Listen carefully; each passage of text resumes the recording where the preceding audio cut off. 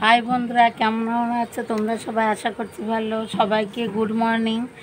এই যে আমি পূজা করার জন্য ফুল তুলতে এসেছি। দেখো বন্ধুরা, আমার এই যে ছাদে বললাম না যে ছাদে কয়েকটা গাছ আছে, দেখো কত জবা ফুল ফুটে আছে। এই দেখো বন্ধুরা, কত জবা ফুল গাছ বলতে একদম গোড়া থেকে এই যে মাথা পর্যন্ত একদম জবা ফুল একটা গাছে। বন্ধুরা দেখো কত জবা ফুল ফুটে আছে। তোমাদের কার কার কাছে এরকম ফুল হয় আমাকে অবশ্যই জানাবে। এই দেখো আরও চলো গাছ আছে।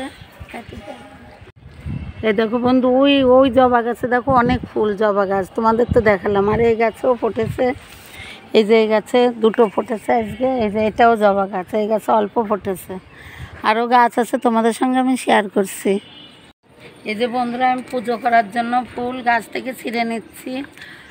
আমাদের ঘরে পূজা করে তারপর আমরা এই যে কুষ্টিয়া গোপীনাথ মন্দির আছে ওইখানেও দিই মায়ের পূজা করার জন্য। এই দেখো বন্ধুরা, এক পলিথিন ফুল হবে না, এই যে একদম গোড়া থেকে ফুল ফুটেছে।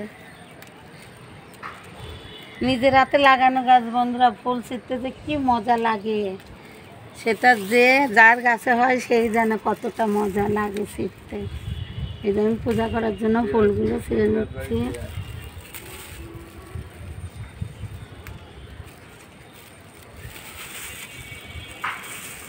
দেখো বন্ধুরা, কত ফুল হয়েছে।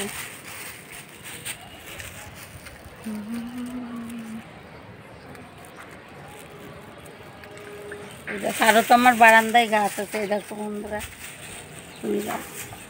বন্ধুরা, আমার ছাদ বাগানে নয়নতারা ফুলের গাছ। এই যে আমি নয়নতারা ফুল তুলছি। এই যে গাঁদা ফুলের গাছ লাগিয়েছি, ফুল হলে অবশ্যই তোমাদের সঙ্গে শেয়ার করব।